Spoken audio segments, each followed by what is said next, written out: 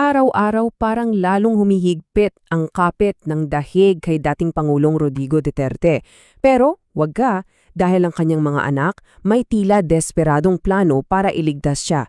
Halika't talakayin natin itong legal na krusada nila at kung bakit sinasabing sa simula pa lang mukhang tiyak na itong mabibigo. May madilim na komedya. Ito yung eksaktong linya mula sa ating source na parang nagsasabi na ng lahat. Isang kwento to ng desperasyon ng isang napakamakapangyarihang pamilya laban sa isang pandaigdigang batas na humahabol sa kanila. So ano nga ba talaga itong krusada na to? At bakit? Bakit sinasabi ng pinagbabatayan natin na tila isa itong misyon na sa simula pa lang, talo na? Yan ang aalamin natin. Okay, so anahin natin. Sino ba ang mga nasa likod ng desperadong krusadang ito at ano ba talaga ang gusto nilang mangyari? Ayan, ang mga anak mismo ni Duterte, sina Congressman Paolo, Mayor Sebastian at si Veronica Kitty Duterte. Dumulog sila sa Korte Suprema gamit ang isang legal na paraan, ang habeas corpus. Ang gusto nilang mangyari, pilitin ng gobyerno ng Pilipinas na kunin na ilabas ang tatay nila mula sa kustodya ng ICC sa The Hague. Ito yung tinawag ng source na isang pagpapakita ng quote, entitled desperation. Pero teka, bakit parang biglang atat na atat sila? Kasi kailangan nating tingnan yung orasan sa The Hague. Mabilis ang takbo.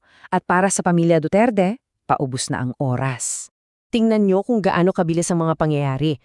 Noong Nobyembre, bigla silang naghain ng urgent motion na parabang sinasabing, bilisan nyo, senyales na yan ng panic. Bakit? Kasi pagdating ng Desyembre, lumabas ang resulta mula sa medical panel ng ICC. Fit for trial si Duterte. Bagsak agad ang depensa nila. Tapos pagdating ng Enero, hinarang pa ng korte ang isa sa mga natitira nilang paraan para umapela. At lahat ng to patungo sa iisang malaking kaganapan, ang simula ng confirmation of charges hearing. At ito yung pinakamalaking dagok sa kanila. Ang hatol ng mga medical expert. Kayang-kaya ni Rodrigo Duterte na humarap sa paglilitis. Boom! Biglang gumuho lahat ng drama tungkol sa paghina ng isip at pagkalimot. Ngayon, dahil gipit na sila, silipin naman natin yung mga legal na argumento na binato nila bakit sinasabing para lang silang nakatayo sa buhangin. Ang sentro ng argumento nila ay itong konsepto ng constructive custody. Ang teorya nila na medyo creative. Dahil daw tumulong ang Pilipinas sa Interpol notice para na ring hawak ng Pilipinas si Duterte. At dahil doon, bigla raw nagkaroon ng mahiwagang kapangyarihan ng mga korte natin sa isang pandaigdigang korte sa The Hague. So para patunayan yan, humugot sila ng isang kaso noong 1919 pa. Tungkol to sa sapilitang paglipat ng mga babae mula Maynila papuntang Davao. Dito pa lang kita mo na ang problema, 'di ba? Sabi nga parang nagkukumpara ka ng mansanas at kahil. Ang paglilipat ng tao sa loob ng sarili mong bansa ay malayong-malayo sa pagsuko ng isang akusado sa isang international court. Ibang-ibang usapan. Tapos may kinuha pa silang kaso sa US tungkol naman sa Guantanamo Bay. Ang maliit na detalye na nakalimutan nilang banggitin, yung Guantanamo, kontrolado ng Amerika.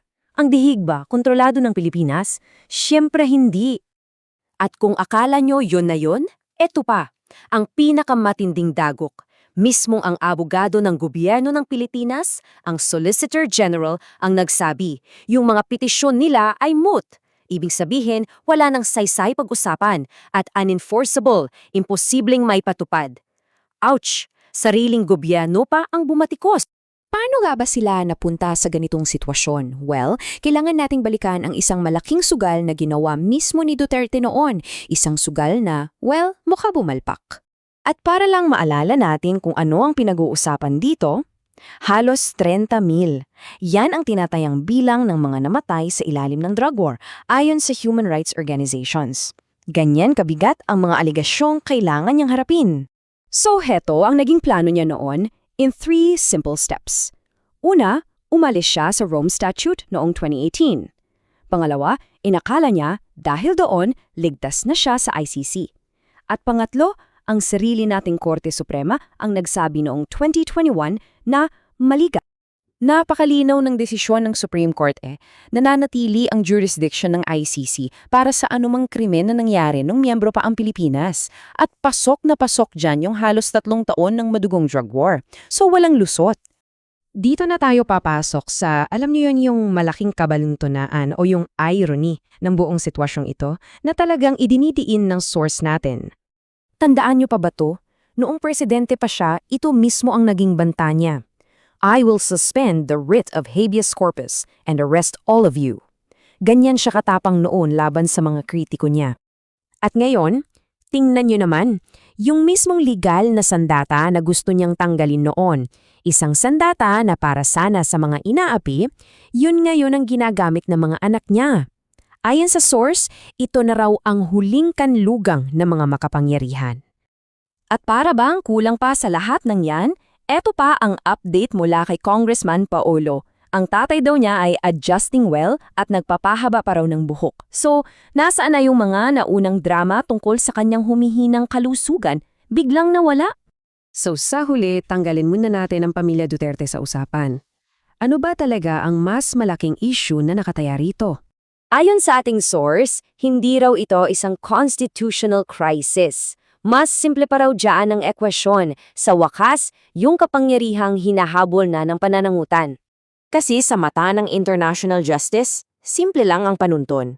Mas matimbang ang ebidensya ng mga krimen kaysa sa apelyedo, sa puder sa politika o sa kahit anong legal na palusot. Kaya, iiwan namin kayo sa tanong na ito. Sa paghaharap ng impunity at accountability, aling puwersa sa tingin nyo ang mas malakas?